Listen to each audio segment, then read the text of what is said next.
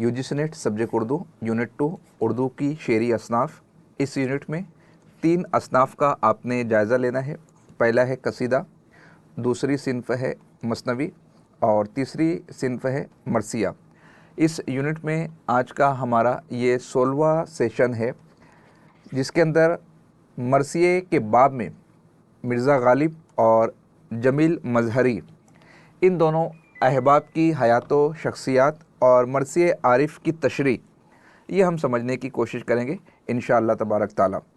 अगर आपके पास में अताए उर्दू है तो अताए उर्दू के सफ़ा नंबर 233 पर मिर्ज़ा गालिब की मुकम्मल तफसील मौजूद है। बहुत डिटेल के अंदर यहाँ पर मिर्ज़ा गालिब का जो खाका है वो पेश किया गया है। तमहीदी कलमात इम्तिहानी नुक्ते निगाह से तहरीर किए गए हैं, फिर उनकी तसानीफ़ के हवाले से तफसीली मालूमात दर्ज है। इसी के साथ में उनके क़साइद, मसनविया, दीवान गालिब के एडिशन, अहम निकात, गालिबियात से मुतालिक अहम तसानीफ़ और फिर मिर्ज़ा गालिब की वो बातें जो इम्तिहानी नुक्ता निगाह से बहुत अहम है, जिसका अज़बर करना आप लोगों के लिए ज़रूरी है, उसको भी यहाँ पर बुलेट फॉर्म में तहरीर किया गया है। फिर शायरी के हवाले से जो अफ़कार व ख़यालात है, मिर्ज़ा गालिब की किस से वाबस्तगी थी, जैसे बहादुर शाह ज़फ़र के दरबार से उनकी वाबस्तगी थी, फिर उनकी वफ़ात कब होती है, तदफ़ीन कब होती है, उन पर अलग अलग अहबाब ने जो अक़वाल बयान किए हैं, उन अक़वाल को भी यहाँ पर यकजा किया गया है। तो बहुत तफसील में आप यहाँ पढ़ चुके हैं, इसलिए मज़ीद मिर्ज़ा गालिब को ना पढ़ते हुए उनका जो मरसिया है, मरसिए आरिफ, उसका हम मुताला करेंगे। लाजिम था कि देखो मेरा रास्ता कोई दिन और, लाजिम था कि देखो मेरा रास्ता कोई दिन और, तन्हा गए क्यों अब रहो तन्हा कोई दिन और, तन्हा गए क्यों अब रहो तन्हा कोई दिन और, मिट जाएगा सर गर तेरा पत्थर न घिसेगा, मिट जाएगा सर गर तेरा पत्थर न घिसेगा, हूँ दर पे तेरे नासिया फरसा कोई दिन और, आए हो कल और आज ही कहते हो कि जाऊं, माना कि हमेशा नहीं अच्छा कोई दिन और, जाते हुए कहते हो क़यामत को मिलेंगे, क्या खूब क़यामत का है कोई दिन, क़यामत का है गोया कोई दिन और, हाँ ऐ फलक के पीर जबा था अभी आरिफ, हाँ ऐ फलक के पीर जमा था अभी आरिफ, क्या तेरा बिगड़ता जो न मरता कोई दिन और, तुम माहे शबे चार दहुम थे मेरे घर के, फिर क्यों ना रहा घर का वो नक्शा कोई दिन और, तुम कौन से थे ऐसे खरे दादो सितत के, तुम कौन से थे ऐसे खरे दादो सितत के, करता मलकुल मौत तकाजा कोई दिन और, मुझसे तुम्हें नफरत सही नैयर से लड़ाई, बच्चों का भी देखा ना तमाशा कोई दिन और, गुजरी ना बहरहाल ये मुद्दत खुशो नाखुश, करना था जवा मर गुजारा कोई दिन और, नादा हो जो कहते हो कि क्यों जीते हैं गालिब, किस्मत में है मरने की तमन्ना कोई दिन और। अब यहाँ पर उनके इंतकाल पर मिर्ज़ा गालिब ने जब ये मरसिया तहरीर किया है, तो मरसिया तहरीर करने पर गालिब साहब जो कह रहे हैं, लाजिम था कि देखो मेरा रास्ता कोई दिन और। अब यहाँ पर जो है ना, मिर्ज़ा गालिब की वो झलक आपकी नज़रों के सामने होना चाहिए जो मुख्तलिफ़ अमवात या उनके ज़िंदगी में जो होने वाले मराहिल है, जिसकी वजह से गालिब रंज व गम का मुरक्का बन चुके थे, और उस पर आरिफ की मौत ने उन्हें खून के आंसू रुला दिया, और उसके बाद भी जो कुछ मामलात थे वो बहुत बेहतर नहीं थे। मुगलिया सल्तनत की चमक मान पड़ चुकी थी, किले मोहल्ला में हल्की सी रोशनी बस झिलमिला रही थी, और ज़ौक़ साहब बूढ़े हो चुके थे, ज़ईफ़ हो चुके थे, और जाहिर सी बात है जब तक ज़ौक़ ज़िंदा थे गालिब साहब किले मोहल्ला में नहीं पहुंच सकते थे। तो एक तरफ उम्मीद की किरण थी कि ज़ौक़ साहब पीरी के आलम में है, और ये वो मौका है जब गम खुशी सब एक साथ चल रहे हैं, मुस्तकबिल की रोशनियां तो हैं लेकिन वो पर्दे में है, और गालिब जो है परेशान हाल हो चुके थे माशी एतबार से भी, जो उनके सब मामलात चल रहे थे। अब ऐसे में ये जो मामला हमें देखने को मिलता है आरिफ की मौत का, तो कहा जाता है लाजिम था कि देखो मेरा रास्ता कोई दिन और। गुफ्तगू का आगाज़ कर रहे हैं کہ تمہارے لیے یہ تو ضروری تھا کہ تم میرا انتظار کرتے، لازم تھا کہ دیکھو میرا راستہ کوئی دن اور، تمہارے لیے ضروری تھا، لیکن تم نے ایسا نہیں کیا۔ کیا کیا تم نے؟ تنہا گئے کیوں اب رہو تنہا کوئی دن اور، تم نے میرا انتظار نہیں کیا، تم تنے تنہا اس دنیا سے کوچ کر گئے۔ اب ایسی حالت میں تم اب اس مدت تک تنہا رہو جب تک ہم وہاں بلا نہ لیے جائے۔ منطق کے اعتبار سے بات کی جا رہی ہے یہاں پر کہ تمہارا کام تھا کہ میرے لیے انتظار کرتے، ہم ساتھ میں چلتے، لیکن تمہیں تو جانے میں عجلت تھی، اب چلے گئے، پہنچ گئے، تو جس طریقے سے تنہا یہاں سے رخصت ہوئے وہاں بھی جا کر تنہا رہو۔ کب تک؟ جب تک کہ ہمیں بلا نہ لیا جائے، جب تک کہ ہم وہاں پر پہنچ نہیں جائیں گے۔ اس طریقے سے یہاں پر اس مرثیے کا آغاز ہو رہا ہے۔ بعض محققین نے اسے غزل سے بھی تعبیر کیا ہے۔ آگے شاعر کہتا ہے، مٹ جائیں گا سر گر تیرا پتھر نہ گھسے گا، ہوں در پہ تیرے ناسیہ فرسا کوئی دن اور۔ اب یہاں پر انداز بدل جا رہی ہے، یہاں پر بات یہ کی جا رہی ہے، مٹ جائیں گا سر گر تیرا پتھر نہ گھسے گا۔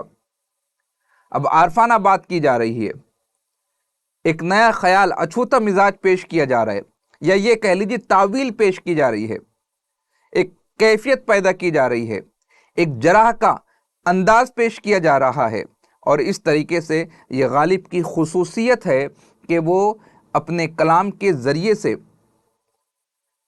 اپنے خیالات کو اپنے قارئین تک پہنچانے کا بہترین ہنر جانتے ہیں۔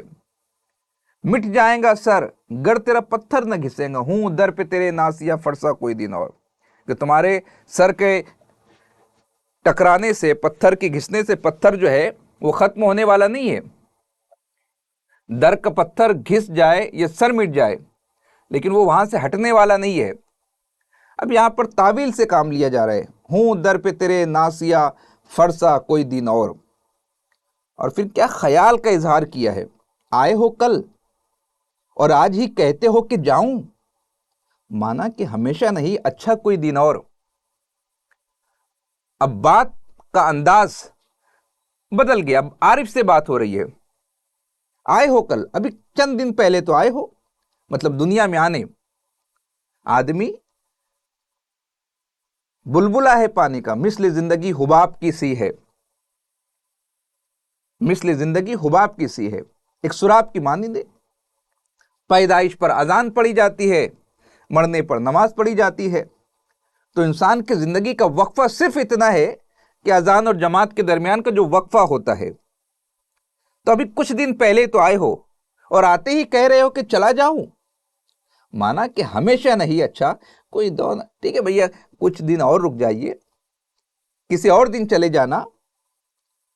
اب شکایت بھی ہو رہی ہے لیکن ہمدردی کا اظہار بھی ہو رہا ہے، آئے ہو کل، ابھی تو آئے ہو، تھوڑا سا رک جاؤ۔ جس طریقے سے مہمان ہمارے گھر پر آتا ہے تو ہم یہ تو ابھی تو آئے ہو، رک جائیے، کچھ دن اور انتظار کر لیجیے۔ گرمیوں کی چھٹیوں میں اکثر ناتی پوتے جو ہے وہ نانا نانی کے گھر جاتے ہیں، دادا دادی کے گھر جاتے، دادا دادی کے یہاں پر، نانا نانی کے یہاں پر، جو الگ سپریٹ فیملی ہے، تو کتنی بھی چھٹیاں گزار لو، نانی جان یہی کہتے ہیں، ابھی تو آئے ہو، کچھ دن اور رک جاؤ، پتہ ہی نہیں چلا، سمجھ میں نہیں آ رہا ہے۔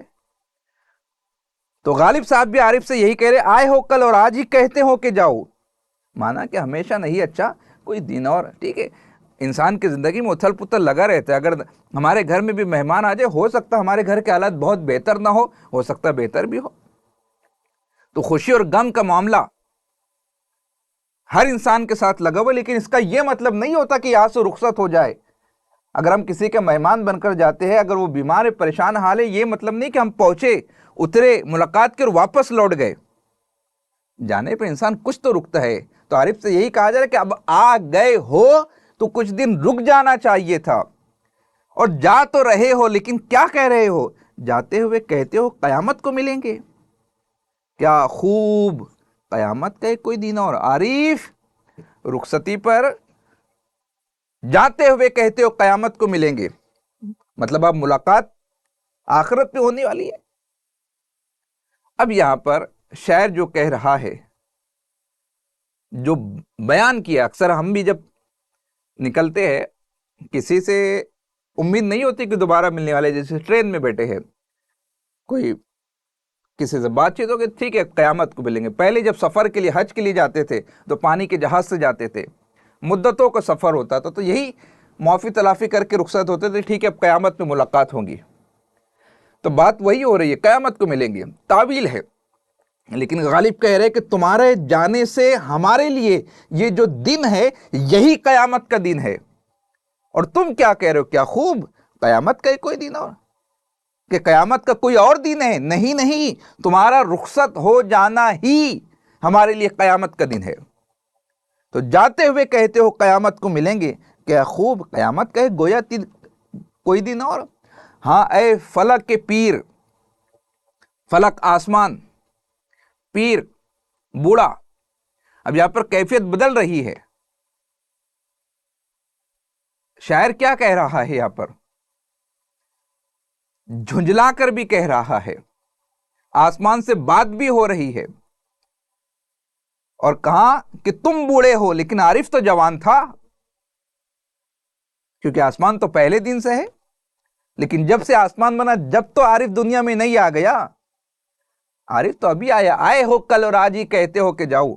ہاں اے فلک کے پیر, جمع تھا ابھی عارف, کیا تیرا بگڑتا جو نہ مرتا کوئی دن اور. اب یہاں پر موقع دیکھ کر اپنی ناراضگی کا اظہار کر رہا ہے شاعر. اب لیکن ادب دیکھیے, خدا سے بات نہیں ہو رہی ہے, کیونکہ زندگی اور موت کا دینے والا خدا ہے. شکوہ بھی ہو رہا ہے تو خدا سے نہیں ہو رہا ہے, خدا نے امانت دی تھی واپس لے لی. خدا کی بارگاہ میں شکوہ و شکایت نہیں ہے. اللہ رب العزت سے مخاطب ہونے کی بجائے غالب آسمان کو مخاطب ہے, آسمان سے بات کر رہے ہیں, اور کہہ رہے ہیں کہ اے بوڑھے آسمان, دل کے پھپولے نکال دیے غالب نے بوڑھا آسمان کہہ کر, کیونکہ لفظوں کے کھیل کے ماہر ہے, اور وہ آسمان کو بتانا بھی چاہتے ہیں کہ تمہاری عمر زیادہ ہے مگر عارف کی نہیں. اے فلک کی پیر, تم بوڑھے ہو چکے ہو لیکن عارف تو ابھی جوان ہے. یہاں پر منطق بھی ہے, لفظوں کی رعایت بھی ہے, برجستگی بھی ہے, اور اللہ رب العزت کا ادب و اہتمام بھی ہے, اور دلیل بھی دی جا رہی ہے. کیا تیرا بگڑتا جو نہ مرتا کوئی دن اور. اپنے عزیز کے جانے کا درد ہے, غم ہے. پھر آگے کہتے ہیں, تم ماہ شب چار دہم تھے میرے گھر کے, 14ویں رات کے چاند تھے تم ماہ شب چار دہم تھے میرے گھر کے, پھر کیوں نہ رہا گھر کا وہ نقشہ کوئی دن اور. اب کیفیت یہاں پر بدل رہی ہے, اور شاعر کیا کہہ رہے ہیں, عارف سے بات ہو رہی ہے, اب آسمان کے علاوہ عارف سے بات ہو رہی ہے. اور بات کیا ہو رہی ہے, 14ویں رات کا چاند تھے عارف تم میرے گھر کے. ان کی اہمیت کو بتایا جا رہا ہے. تو یہ جو روشنی تھی تمہارے آنے کی وجہ سے, تمہاری موجودگی کی وجہ سے ہمارا گھر جو منور تھا, جو پرسکون تھا, اب یہاں پر اسی کے بارے میں اظہار کیا جا رہا ہے, اپنے جذبات کو, اپنے درد و غم کو, اپنے دلوں کے بوجھ کو, اپنے محبوبانہ انداز کو اس طریقے سے پیش کیا جا رہا ہے کہ زندوں کی وجہ سے گھر میں جو رونق ہے, جو جان ہے, اب وہ ہمارے گھر میں موجود نہیں ہے. رمق, چمک, دمک. کیوں؟ کیونکہ اب تم تو رخصت ہو چکے. 14ویں کے چاند یعنی عارف, تم تو اس گھر سے رخصت ہو چکے ہو. اب تمہارے چلے جانے کی وجہ سے وہ کیفیت نہیں ہے, وہ منظر نہیں ہے, وہ نقشہ نہیں ہے ہمارے گھر کا. تم کون سے تھے ایسے کھرے داد و ستد کے, اے ہے غالب, کیا انداز ہے آپ کا. اور میں اکثر کہتا ہوں, غالب کے اشعار کو سمجھنے کے لیے ان لوگوں کی صحبت میں بیٹھیے جنہوں نے ایک عمر گزاری ہو غالب کو پڑھنے میں, جس نے پیا ہو مرزا غالب کے اشعار کو. تم کون سے تھے ایسے کھرے داد و ستد کے, کرتا ملک الموت تقاضا کوئی دن اور. اب یہ بہترین شعر ہے, یہاں پر منطق پر بات بھی ہو رہی ہے, اور آپ کے اور ہمارے جیسے جو عامیانہ کاروبار ہوتے ہیں، لین دین کے جو معاملات ہوتے ہیں، ایک دوسرے کے ساتھ جو اونچ نیچ کی کیفیت ہوتی ہے، ہم نے کسی سے قرض لے لیا، وہ تقاضا کر رہے، ہم دیتے نہیں ہیں۔ کسی نے کلاس میں ایڈمیشن لے لیا، کتاب منگوا لی، ہم میسج کرتے، وہ رپلائی نہیں کرتا ہے۔ ہم سے کسی نے قرض لے لیا، ہم مطالبہ کرتے ہیں کہ اپلیکیشن فارم آ گیا، اب ایگزام فی بھرنی ہے، آپ دے دیجئے، وہ پورا نہیں کرتا ہے۔ مطلب جو وعدہ کیا ہے داد و ستد، اس وعدے پر عمل پیرا نہیں ہو رہا ہے۔ تب یہاں پر بات کی جا رہی ہے کہ عارف تم بھی تو اپنے وعدے کے بہت پکے نہیں تھے، بہت کھرے نہیں تھے۔ اگر ملک الموت تقاضا کر رہا تھا تو کسی اور دن کا وعدہ کر لیتے، کیا ضرورت تھی آج جانے کی؟ تم کون سے تھے ایسے کھرے داد و ستد کے؟ کرتا ملک الموت تقاضا کوئی دن اور، موت برحق ہے۔ لیکن مرزا غالب اپنے عزیز کے وصال کے غم میں کچھ اس طرح سے مغموم ہیں کہ انہیں انسانی زندگی کے سارے داو پیچ یاد آ جاتے ہیں۔ جانے والے کو بچایا نہیں جا سکتا، مگر اپنی خواہش کا اظہار لفظوں کے ذریعے سے مرزا غالب کرنے کی کوشش کر رہے ہیں۔ مرزا غالب نے یہی بتانے کی کوشش کی ہے، تم کون سے تھے ایسے کھرے داد و ستد کے؟ ہماری جو زندگی کے ایام ہے، اس میں جو اونچ نیچ ہوتی ہے، اس کی تفصیل مرزا غالب یہاں پر بتا رہے ہیں، اور اپنے درد و غم کو یہاں پر اس انداز میں پیش کر رہے ہیں، یا اپنی ظریفانہ کیفیت کو یہاں پر بتا رہے ہیں۔ ملک الموت دروازے پر ایک مرتبہ دستک دے دے تو کوئی ہوتا نہیں ہے اس کو لوٹانے والا۔ لیکن یہی تو خاص بات ہے مرزا غالب کی، کہ وہ ایسی ضرب المثل قائم کرتے ہیں جو ہماری روزمرہ کی زندگی سے تعلق رکھتی ہے۔ اس شعر میں ظرافت کا لبادہ اوڑھ کر انہوں نے ہم تک یہ شعری کیفیت کو پہنچانے کی کوشش کی ہے۔ پھر آگے کہتے ہیں، مجھ سے تمہیں نفرت سہی، نیر سے لڑائی، بچوں کا بھی دیکھا نہ تماشا کوئی دن اور۔ اب بات یہاں پر تبدیل ہو رہی ہے، گھریلو بات چیت ہو رہی ہے۔ اب ممکن ہے عارف صاحب کہ تمہیں مجھ سے نفرت ہو، یا ضیاء الدین خان نیر، اس سے تمہاری لڑائی ہو چکی ہو، لیکن یار لڑائی ہو جائے تو اس کا یہ مطلب نہیں ہوتا نا کہ گھر چھوڑ کر چلے جائے، دنیا سے رخصت ہو جائے۔ بچے گھر میں موجود ہے، بچوں کا منہ دیکھ لیا جائے۔ بچوں کو دیکھ کر تو ساری تھکن دور ہو جاتی ہے، سارے معاملات رفع ہو جاتے ہیں، اور یہ بھی منطق ہے، یہ بھی منطق ہے۔ احساس دلایا جا رہا ہے، اب غالب صاحب تو بزرگ ہیں، ان کے بڑے ہیں، تو احساس دلایا جا رہا ہے کہ بزرگوں سے لاکھ شکایت ہے، ضیاء الدین نیر سے شکایت ہے، مگر بچوں کا کیا قصور ہے؟ بچوں سے کیوں نفرت کی جا رہی ہے؟ یہ بچوں کو چھوڑ کر کیوں جا رہے ہو؟ تمہاری زندگی جو بھی گزری ہے اس میں اتار چڑھاؤ تھے، داؤ پیچ تھے، لیکن جیسے آگے اظہار کر رہے، گزری نہ بہرحال یہ مدت خوش و ناخوش، جو بھی زندگی تھی وہ بہت عمدہ نہیں تھی، بہت بہتر نہیں تھی، اس میں خوشی کے ایام بھی تھے اور غم کے ایام بھی تھے۔ کرنا تھا جواب مرگ، گزارا کوئی دن اور۔ ٹھیک ہے، بہت اچھے حالات ہمارے نہیں تھے، لیکن کچھ دن اور گزارا کر لینا تھا۔ جواب مرگ، جوانی میں اس دنیا سے رخصت ہونے والے کچھ دن اور رک جانا تھا، کیونکہ تمہاری زندگی مجھے معلوم ہے خوش و ناخوش کے ایام سے لبریز ہے۔ اور پھر کہتے ہیں، نادا ہو جو کہتے ہو کہ کیوں جیتے ہیں غالب، قسمت میں ہے مرنے کی تمنا کوئی دن اور۔ اب پہلے مصرے میں کہا نا، لازم تھا کہ دیکھو میرا راستہ کوئی دن اور، تنہا گئے کیوں اب رہو، مطلب غالب بھی جانا چاہتے تھے، اب تم چلے گئے تنہا تو اب میرے آنے تک انتظار کرو۔ تو یہاں پر جو اعتراض تھا لوگوں کا، اس کا جواب دیے، وہ لوگ نادان ہیں جو یہ کہہ رہے مرزا غالب سے کہ کیوں جی رہے ہو، جاؤ تم بھی چلے جاؤ۔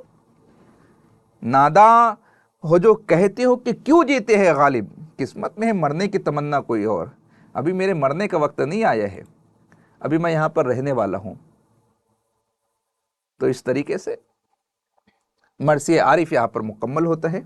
اگر کوئی پارٹ، کوئی پہلو سمجھ میں نہ آیا ہو تو آپ بتائیے، پھر ہم آگے بڑھتے ہیں، ٹھیک ہے؟